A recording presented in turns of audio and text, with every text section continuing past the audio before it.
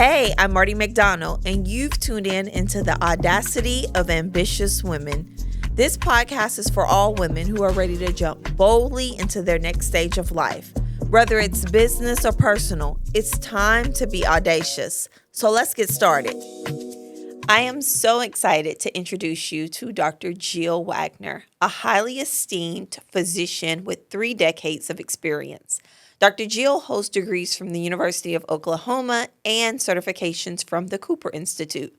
With her certifications in plant-based nutrition from Cornell University and authorship of 7 books, including her latest on the holistic view of sexuality. Dr. Waggoner is not only a medical expert featured on major television networks, but also a devoted wife and mother.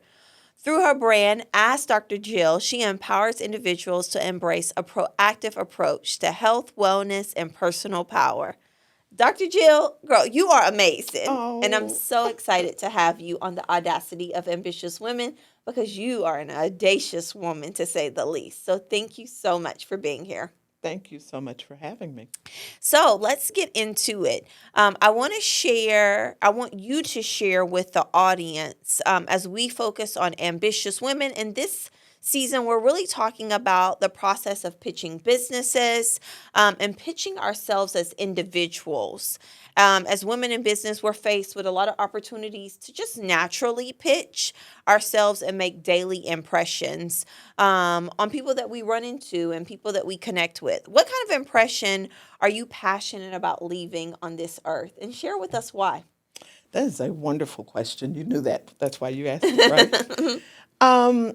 I think every time you enter the room, you have to enter the room and let people know that you deserve to be there. So you don't have to be loud.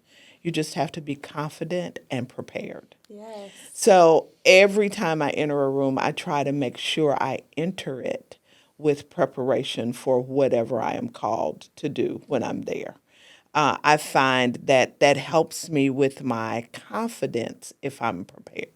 So that's number one. Number two is I always enter the room in a listening posture and observational posture. So when I walk in, I'm listening, I'm observing so that I can bring to the moment what I need to bring. And what does a listening posture look like?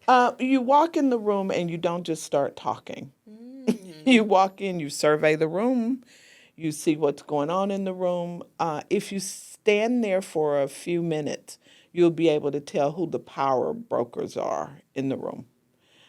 In most rooms, there's somebody who's in control, at least partially, and you won't figure that out unless you just kind of observe for a moment. So you talk a little bit around how you walk into a room. I know that there have been many rooms that you've had to walk into. Tell me, how have you been able to adapt to different environments when you've walked into rooms over the many years? You said you've been doing this for 3 decades. Yes. And how have those behaviors maybe shifted over time? Initially, as a woman of color, and in medicine, period, there's only 5% of physicians in the United States are African American, period, 5%. And about 3% men, about 2% women. It kind of falls like that. So just in those rooms, you know that you're not going to be many. And that's been going on the whole time I've been there. So walking in the room, I knew that I was probably going to be one of few. It couldn't matter, though.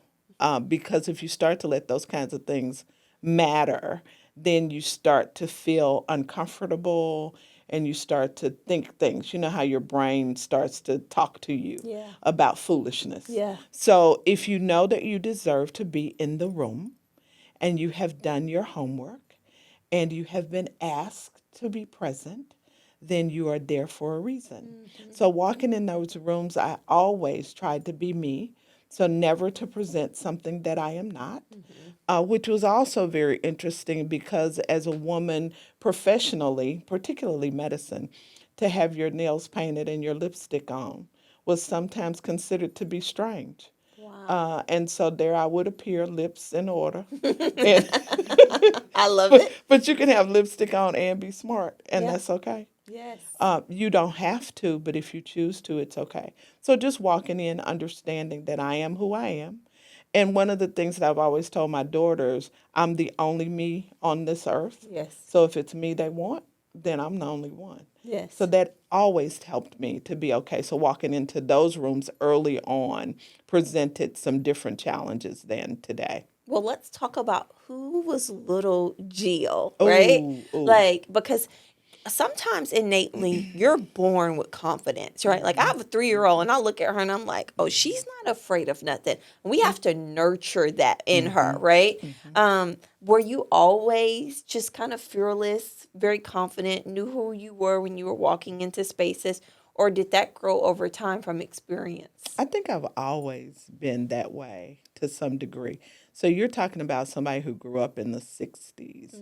And I was saying I wanted to be a doctor, and everybody was telling me, no, sweetheart, you mean nurse. It's like, no, that's nice, but that's not what I want to be. Yep. So starting from there, I've always been inquisitive. So I was a child who always asked why. You could never just tell me it was. There was a why coming. And I think that kind of gave me the strength to always represent myself, always to question things, and gave me the ability to think on my own. I think that's important for anybody who's going to be a go getter, somebody who's going to be an entrepreneur. If you're going to be that woman, that girl, you always have to be okay to ask questions, and also always okay to question authority, maybe not out loud, but at least in your spirit. That's really good. So often, even at in the age of the year 2024, Black women, you're seeing we are still the first of, right? Yes. In so many different things. So often we feel like we can't ask if we've been invited into spaces and places, Yeah. right? Yeah. But I love that you're like, but always question authority, right? Yeah. Don't feel like because it's this or that they invited you here, but know that you are there for a reason. Yes, because you would not be invited into those spaces unless they thought that you were going to be there. You're bring something to the table. Right. So you're not there for decoration. You are Yes. there for what you bring. I love And so that. knowing that you are there for what you bring, I think gives you a kind of power and strength. The other thing, though, is you don't have to be noisy. I find that because I am not noisy, people really listen to what I have to say. And so I've learned that over the years, being in corporate settings, executive settings. I'm not just talking. So when I say something, often they listen to me. That's if I'm calling the CEO of our company, or the senior vice president, whoever. If I call them, then they think it is important because I don't make those calls often. Now listen, this generation of current don't necessarily go by those tactics of I life, know, right? I We know. walk into rooms sometimes we're boisterous, we're loud, we want Right, to be right, right, seen, right. right? Yeah, What advice would you give to this generation currently? Because that posture is not of the norm, right. right? Our Yeah. posture is go in, disrupt, make noise, right? We live by the era of girl boss era or a boss woman era or and maybe mean girl era in some spaces that you're in to be taken seriously. And so I love that you go in and you take a different approach. Leave the people with the strategy on how to incorporate that into their lives. Well, first of all, and this is something that I say too, I never have to be loud. I never have to be angry because I'm in control. And when you are in control, you don't have to be disruptive. So that, and I understand what I bring into the room. Yes. And so I understand that the brain power that I bring with me and the experience that I bring with me, not age, experience, means something.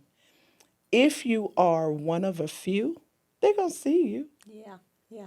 You don't have to put a flag on your head. Yeah. They can't miss you. Yes, yes, So, yes. yeah. Who played an instrumental part in your childhood in really forming you in this way? My grandfather and my grandmother. So I also had some instructors and stuff like that along the way, but my grandfather was the one who said when people were saying, "Oh, you're going to be a nurse." And he was like, "No." So back then, you used to get, they had the little kits that you'd get for Christmas, and they had one for doctors and they had one for nurses. And my grandfather bought me the one for doctors. So, it's supposed to be for boys. So I Yeah. had that. Now I had that. I also had the plastic wigs and high heels. Yes, So, yes, yes, yes, yes, so I yes. had all of it. Versatile. Versatile. And I did things with him like, wash the car. And if he was changing spark plugs, I was out there with him. So he empowered me. Now, he died when I was 10. Oh, yeah. But he just gave me so much self-confidence and power as a little girl. One of the things that he would say to me, and I will never ever forget it. I would get dressed up and I'd say, "Daddy, do I look pretty?" And he'd say, "Yeah, but pretty is not enough." And that always stuck with me. So, yeah, I want to be fabulous. Yeah, I want to walk in a room and I want to be attractive, but I always know that that's not enough. Yes, that's so good. Now, were you raised by your grandparents? I was raised by my grandparents. Okay, so where was your mom into the fold of My everything? mom was 15 years old when she had me in the 50s. Wow. Yeah. Yeah. Big. Yes. And I think part of the fight too, we're having this whole conversation about abortion and that kind of stuff. Well, my mother was 15 and pregnant in the 50s, and so they tried to abort me, but could not. Wow. Was unsuccessful. So does that tell you something about me? No, So, seriously. so I think that fight for survival, even as a infant, in my mother's womb, just gave me this fight and tenacity that I think has carried me through life. I love it. And then did I read or see you were a Dallas Cowboys cheerleader? Was girl, have some in here now. Tell me how you got there. So you go to college, you go to medical school, and you decided to be a Well, I did that before. So back then, they would invite college cheerleaders to audition. okay. And so I wasn't going to audition. And one of my sorority sisters said, "Girl, you should really audition." So I put on my hot pants and stuff. And it was an argument to put on lipstick because I was like, "I'm not wearing, I don't, I did a little lip gloss. The lipstick thing came later." So I did that, went and tried out. The Wide World of Sports covered it that year. Wow. And so I made it. I did it for 3 years, traveled all over the world. We did USO tours. We went to Japan and Germany. We went all over the United States. It was a really incredible thing. We did the Love Boat and we did the marathon, and we just did all of this stuff, country music awards, just things that I never would have had the opportunity to do, but also got exposed to so many things. I mean, met everybody from Eartha Kitt to Johnny Cash and it was a big deal. Yeah. And so I think all of those experiences, and they did things like talk to us about how to meet people. I mean, it was just really incredible when you think about it. So Yeah. there I was, a girl from the neighborhood. Yes. The cutest thing was my grandmother had autographed pictures of me. And so the little kids on their way home from school would stop and knock on the door so they could get a picture. That's how big of a deal it was Oh my in my goodness. neighborhood. I love that. Were you the first black cheerleader? No, there were some before me, but one of the first. Wow. You know, it was an interesting time. And at the University of Oklahoma, where were you at in terms of going to medical school? Were you the first of So at OU, I entered, initially I was going to do an MD PhD, but Okay. I decided that I would just take a master's and the MD degree because I wasn't going to teach. I was going to practice medicine. Yep. And I was the first African American to get a master's degree in anatomical sciences at the University of Oklahoma. Oh, wow. Okay, so you graduate from University of Oklahoma, Hmm. you go out into the workforce. What did that even look like at the time? One of my professors when I was at the University of Oklahoma, and I think this is important because I think sometimes women encounter things and it stops them.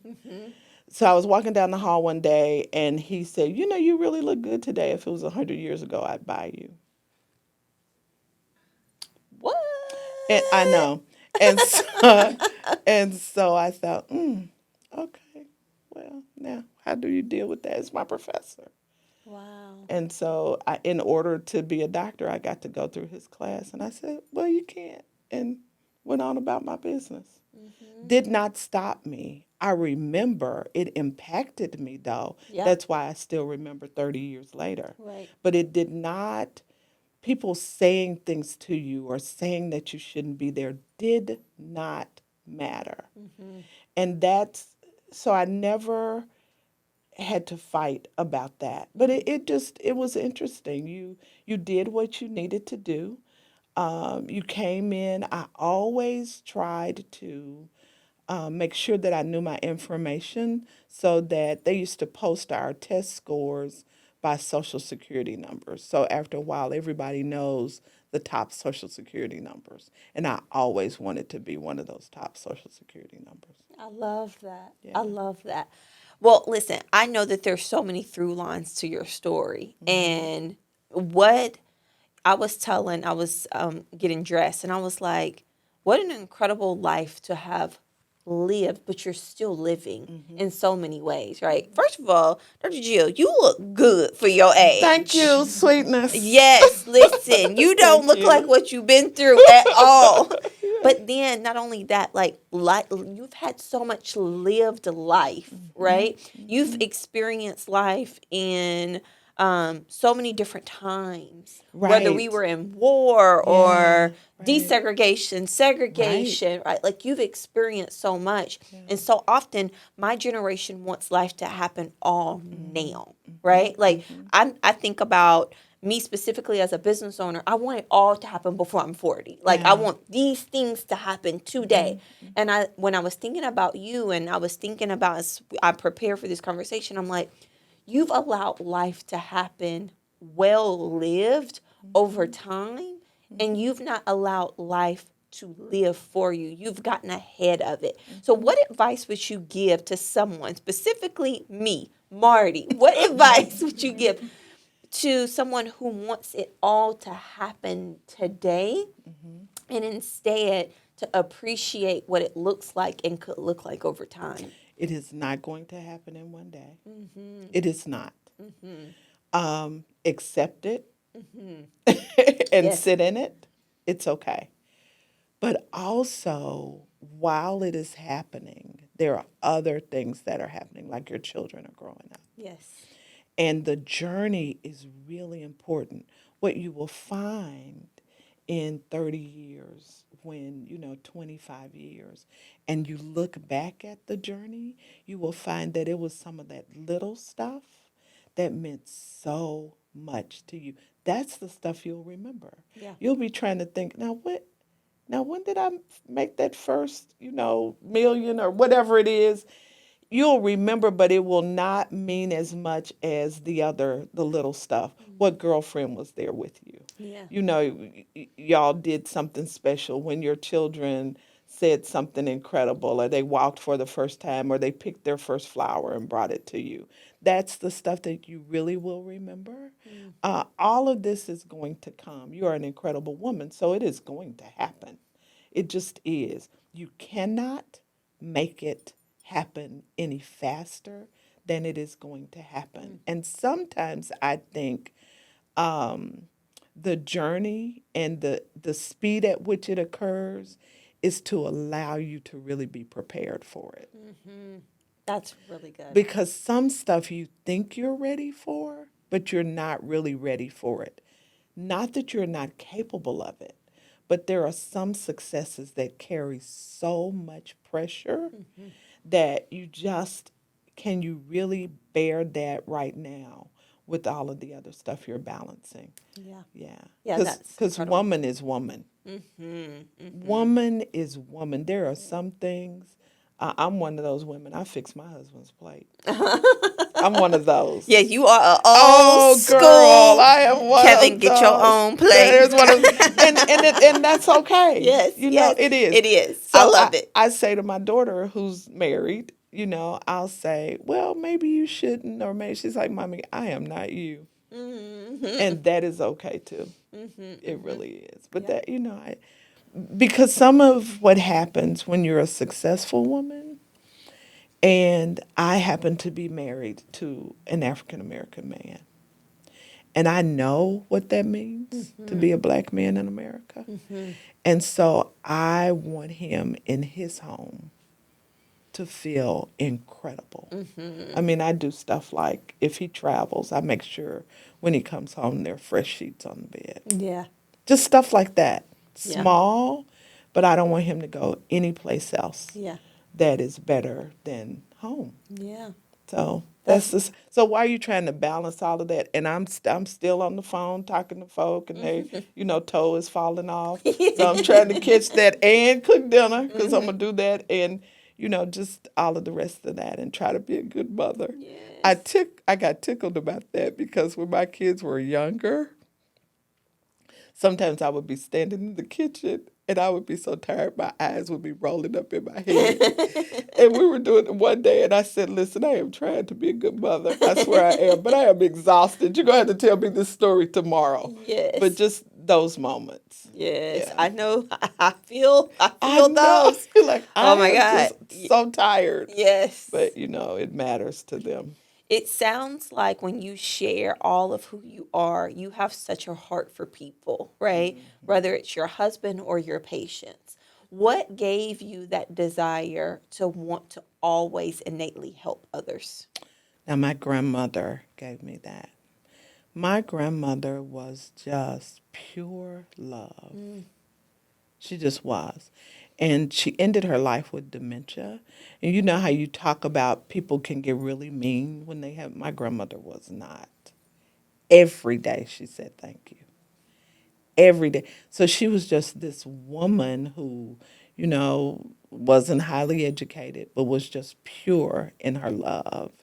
And so I felt so loved that I want other people to feel love. I want people when they come to my office I may not fix it, but I really care about it.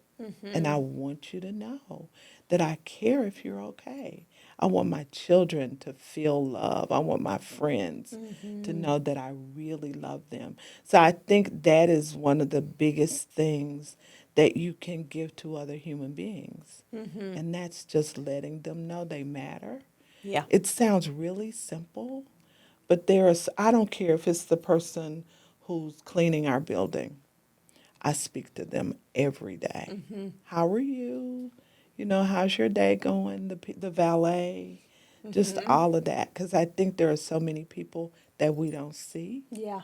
That we have to just see each other. Yeah. And show each other our hearts. Yeah. So that just, she taught me that. I love that.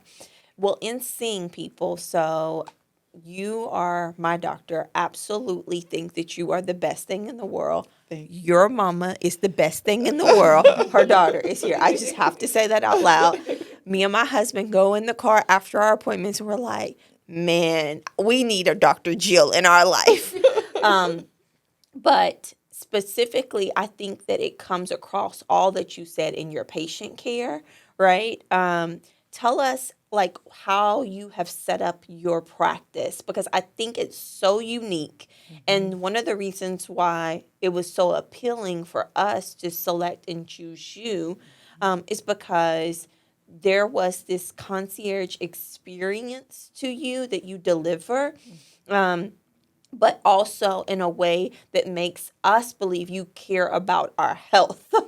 And so often now, you don't get that when you go to the doctor. You are a number in a bucket, and pick a line, get in line, wait in line, and I'll see you when I can see you type of thing. But you deliver something that's so brilliant, and our community also needs to know that this type of service can be available to them. I've always wanted to practice medicine in this way. And so a few years ago, I had the opportunity to transition to this concierge model. What's interesting is it was right before the pandemic. So I transitioned in January and we shut down in March. And so I thought, okay, we're in trouble now. What are we going to do? Are we going to be able to sustain this? And to my surprise, we grew during the pandemic because I was one of the few doctors that people could, number one, get in touch with because everybody has my cell number. So they could get, and then I was letting people come to my office. So I just had essential oils going. I had air purifiers and I put, some the coverings and stuff on and just prayed and said, come on in here. So I could put my stethoscope on your chest because people were afraid. And I thought it was awful that they were home and they just needed to see somebody. But it's very intentional.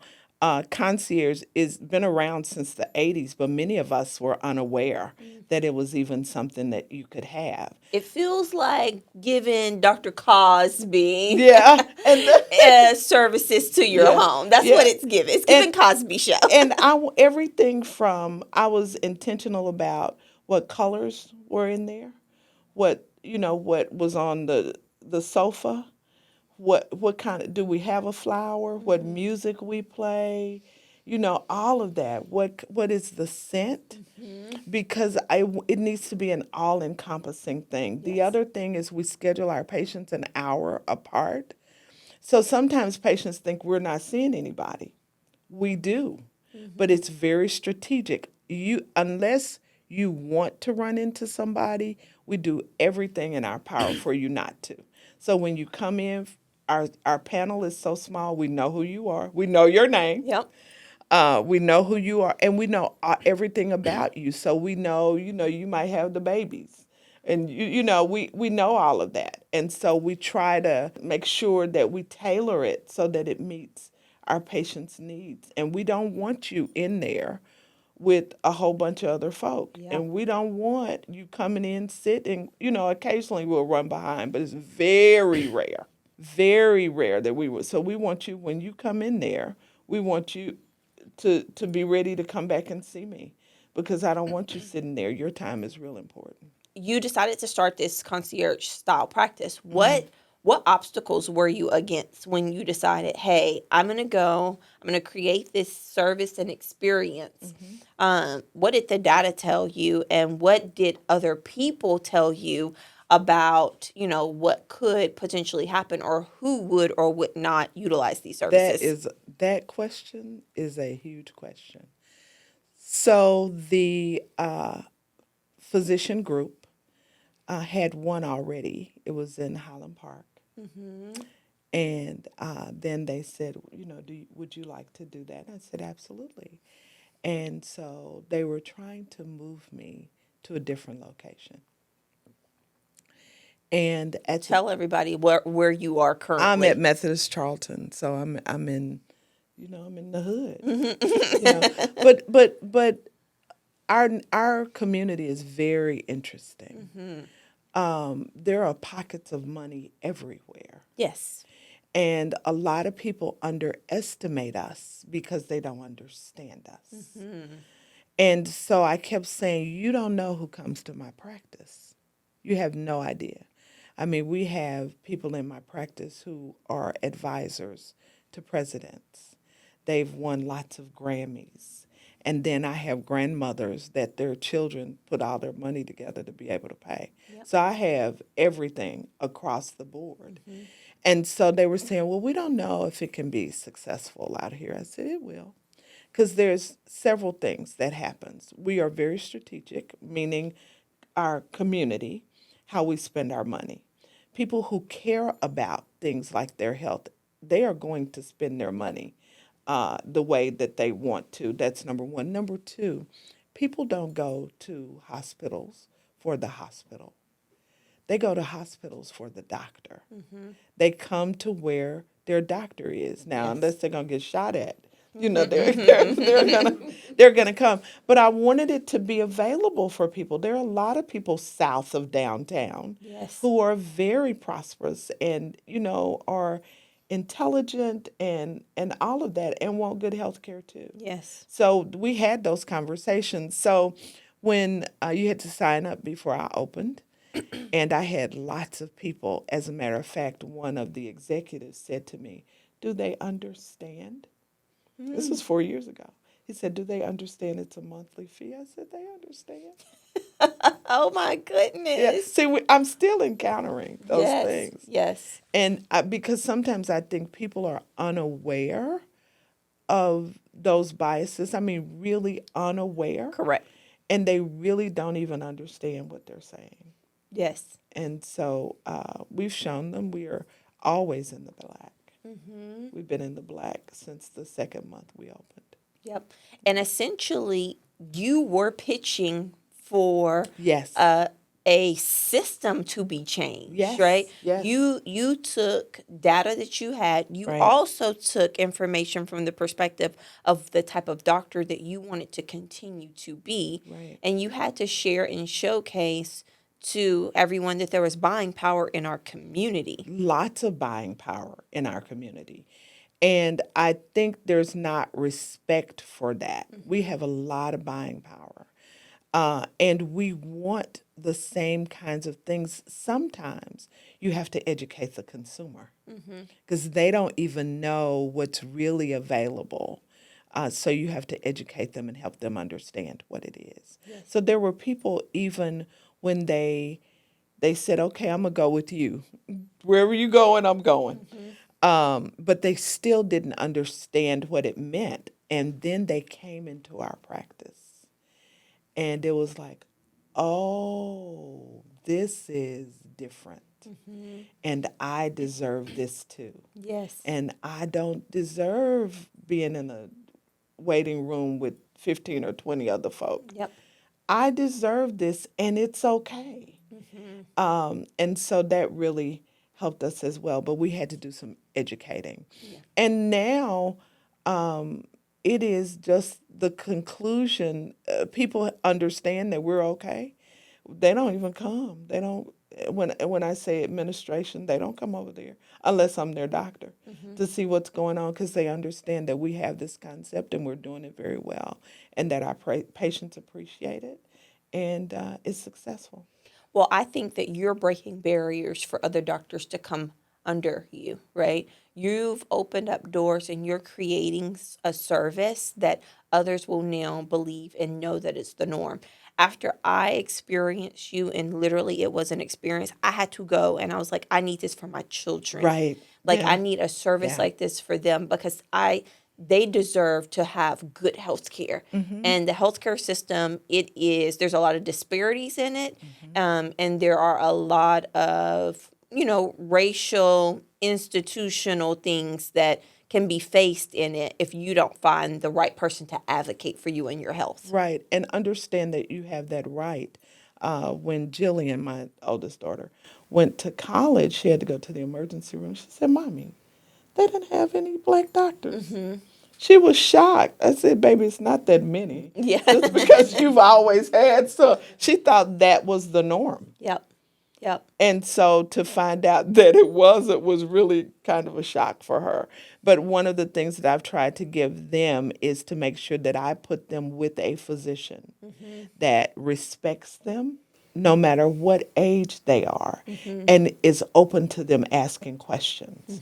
I think that we are often, particularly in medicine, feel like we just have to be spoken to, that we can't speak or ask questions because we don't want to seem like we're not smart. But you have to be empowered in that interaction And if you have a physician who does not like you asking questions, then you need another physician. Absolutely. And I think the healthcare system can be intimidating in that way Absolutely. if you Yeah. don't know what you don't know, right? Yeah. Like if you're not, Yeah. I'm not an expert in that field, I'm an expert in something else. Yeah. So I don't necessarily know all of the questions to ask, but I Right. love that you've created this service that allows space for that. So kudos to you. Well, thank you. Um, I um, I want to talk a little bit and switch gears around and allow the audience to ask some questions as well. But I want to kind of wrap us up around your core values, right?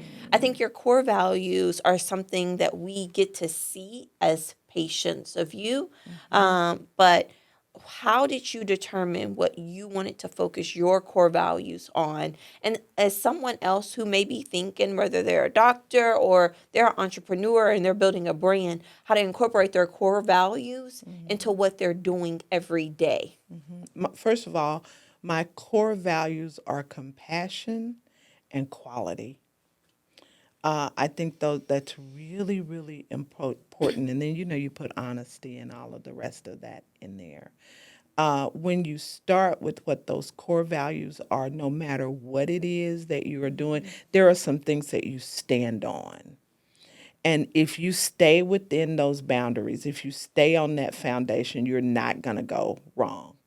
And so if I'm always operating from a place of compassion, that even helps me when I'm dealing with somebody who may be angry or somebody who thinks completely differently.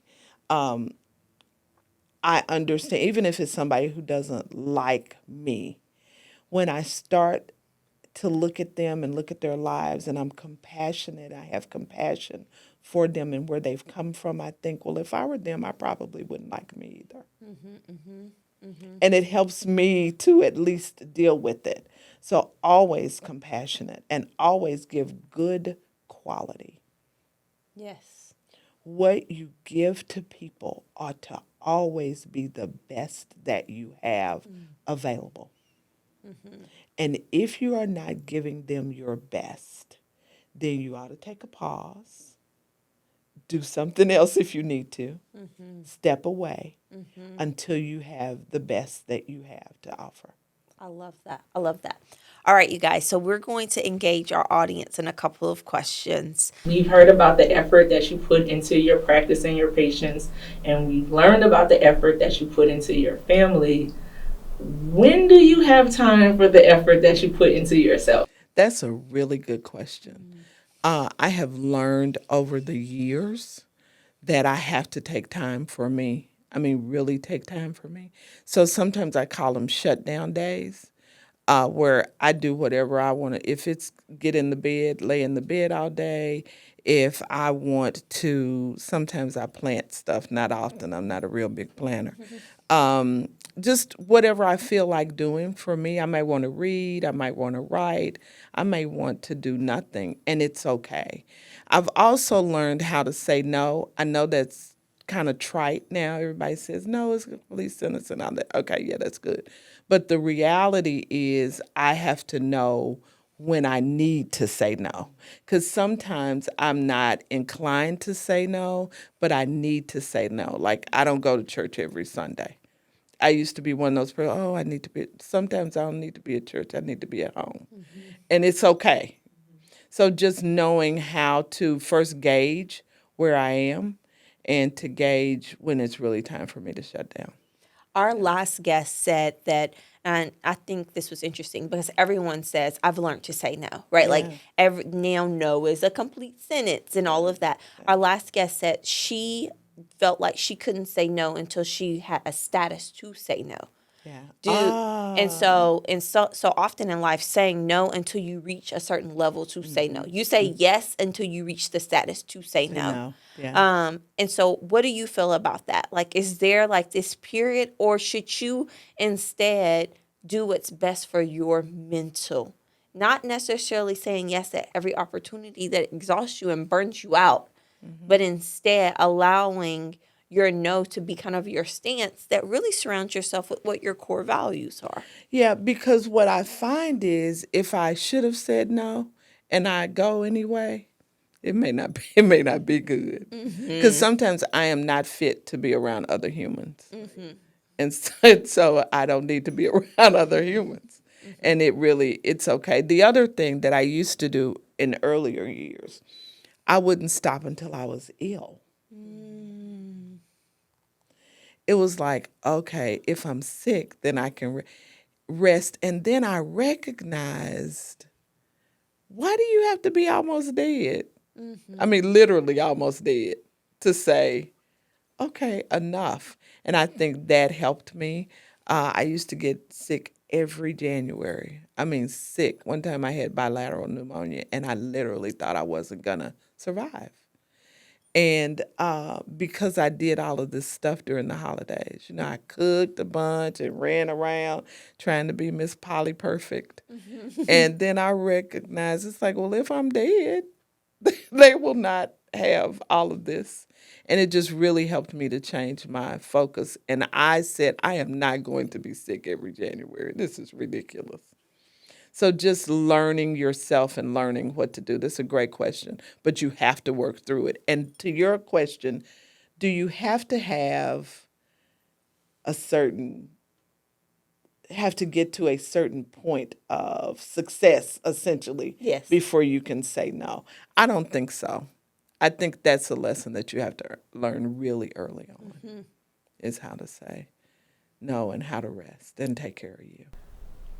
I'm older than I was before, obviously, like most people. And I think that there's a period in your career that you're probably just booming, like did all of the things. And then you get to a certain point at a certain age. It could be any age, but it seems like once I hit 40, things changed, and it changed with COVID. So it's like the things that I was doing, or maybe in other people's eyes on social media, like things were just, they're going fast, you're popular, and then you hit a point where you're not anymore. How do you handle that? That's when you really have to know who you are and what the point of your being is. And I'm going to tell you what really helped me recognize that. I would have people come in and they literally would be laying in my chest just crying, because I'll hug a patient, snatch you up and come on and, rock you if you need what. And they would be in my arm just devastated because things were going wrong. And then I get on social media and they'd be talking about they were living their best life. And I was thinking, what, did they meet them? Did they run into their best life in the parking lot? I'm trying to see what happened. So much of what you see is not real anyway, and I know we say that, but it's really not real. And so those people liking you or not liking you or, coming to, you have to be secure in who you are and what it is you want to accomplish. Yes. Because whatever you are to accomplish, you will. It may look different than you thought it was going to. You might have to make a turn, but it is going to happen. I mean, when you're talking about somebody like me, who I think I have a lot to offer and a lot to say, and I'm struggling in these social media streets trying to get my voice in. And I'm looking at people who are just not saying it. They're not even telling the truth. And they just have people lined up to listen to them. So it's a transition. It's very difficult to shut out the noise, but just stay focused on who you are and what it is you need to accomplish.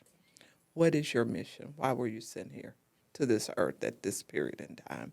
My first one is your story is super inspiring. And I understand that you have gotten your business to be very exclusive.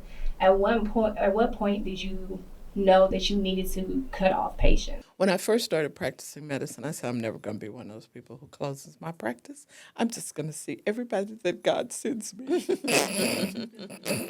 Girl, I would have been dead by now. Okay, so what I realized is that it was too much. So when you're in a regular family practice, you have a patient panel. My patient panel was between 6,000 and 8,000 patients. So I was responsible for that many lives. what I recognized is I could not do that anymore. So it's like I'm either going to have to retire or do something different because the volume was just overwhelming. The other thing is I didn't want to do medicine like that anymore. I didn't want to give people 15 minutes. What can I do for you that is going to really affect your life in 15 minutes? Not much. So when I got to the point that I realized I wanted to give people more than that, if I'm going to really help you heal and journey toward wellness and help you through when you just had babies, or help you through when your business is going through a bad time, or when your mother is terminally ill and you're trying to navigate through it, then I got to have time to sit and listen to you and hear you. And that's when I knew that I was no longer willing to be on that, treadmill. It's like if I am going to do medicine, I'm going to do it in this way, or I'm not going to do it at all. So when you get to the point where you need to do what your true thing is so that you can fully give what you were supposed to give. Yeah. Mm-hmm. So, as a wife, a mom, business owner, all these things that you're doing, how did you deal with the mom guilt of, I have 3 sons. And so it's this constant internal battle of, am I giving more to my business than I'm giving to my family? What is the cutoff of they'll understand versus I have to do this or they need me? How did you handle that? I had to make choices sometimes. So I remember my youngest daughter said to me, Mommy, you don't go on any of the field trips. And I said, baby. And they're like, well, my friends, I said, your friends don't have a swimming pool in the backyard either. I mean, that sounds terrible, but it's the truth.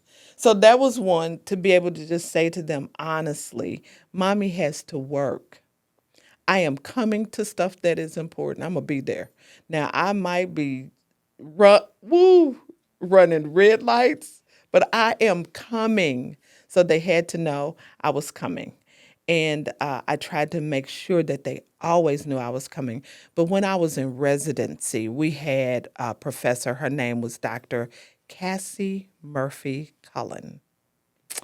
First of all, her name was hyphenated. So that tells you a whole lot about her, right? And I was saying to her, I don't know, this being a doctor and, I don't know. And she told me, she said, don't you ever forget that the best gift you can give your daughter is that of a successful mother.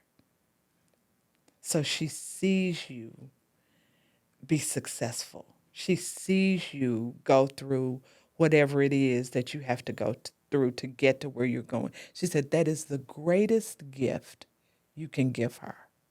So she's like, you're going to feel guilty. You work with that the best way you can, but your success is just your greatest gift. Now, I don't know if that's the truth for everybody, but I know it was the truth for me. And as a consequence, I have raised 2 beautiful young women who are very successful. They make me very proud. They can stand in front of anybody. They can represent themselves well. They are complete opposites. I have one who's lollipops and bows, and I have the other who's Sister Soldier. I'm talking Sister Soldier. Got some shells in her hair right now. And her hair, that is her. But they are both who they are, and they are comfortable with it. So you are going to feel guilty. But you'd feel so much more guilty if you couldn't feed them. You'd feel so much more guilty if you were in a neighborhood where they weren't safe. So, it's going to be all right. And you just sometimes have to sit down. Kids are very smart. You sit down and tell them what's going on. Mommy's going to be there. I'm always there. But, we got to try to keep this roof and what have you. Mm-hmm. Yeah, and I'm building your legacy. So, finishing, you just said legacy. What do you want your legacy to be? And when it's all said and done, what will be that final sentence that the world says about you? Oh my goodness, girl.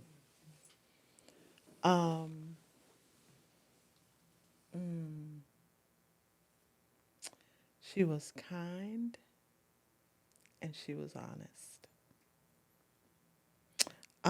For me, kindness is everything. If you just be kind to people, that means so much to me. So I have that human legacy that I want to leave, but I also really want to build a legacy for my daughters, a financial legacy. I think so many of us have had to fight so hard financially to be here. One of the things that we did was paid for our children's college education, cash. I didn't want them to start with 20 years worth of college loans. So I want them to be financially stable, to understand the power that money gives you. Economic stability means everything in this society. It's the truth. We can pretend like it doesn't, but it's the truth. So I want them to be financially sound and economically sound. And then I want them to be good, kind human beings and to always think of their mama when they smell cilantro. That's another story. I love that. Do you have a question? Okay. Well, thank you, Dr. Jill. This was incredible. Listen, I told y'all, she is like everything, right? Like, you just want to sit and listen and tell me more. Like, so Thank you so much. I think this is so important for, I think my generation, we were so busy knocking down walls and being the first that we haven't told y'all what it took to be the first. And so we're not communicating that. And I think, thank you so much for this opportunity. yes, absolutely. Thank you for sharing that. And thank you for saying that. And thank you for being on this episode and this season 2. Listen, we're just getting started with the Audacity of Ambitious Women. And when I think about audacious women, you are one of the women who come in the forefront for the trail that you blaze, the road that you've taken, the obstacles that you faced. And the through line of this conversation is that you've never given up. So we want to thank you for not giving up and for being an audacious woman. Thank you for being a part of today's episode. But before we end, tell everybody, Dr. Jill, how they can get in touch with you, what social media platforms they can hit you up on, and then also what other services you have for them to take part of if they're not a patient of yours. Well, I am askdrjill.net is my website. I'm on all the socials at Ask Dr. Jill. No period, just Ask Dr. Jill. We have a line of teas that I'm very excited about and a line of supplements. I do teaching, I do speaking, I do all of those things. I really love teaching groups. I think that when people do things together, a group of women who want to be healthy together, who want to make a change together, who want to be strong together, I think there's power in community like that. So I do those things. I love it. I love it. Well, thank you so much for being with us. And if you liked this episode, and I hope you did, drop a comment, let us know. And more to come of the Audacity of Ambitious Women. As always, thank you for listening to this episode of the Audacity of Ambitious Women. If you like what you heard, and I'm sure you did, please let us know. Make sure to subscribe to our podcast and drop us in the group chat to spread the word. It's time to be audacious.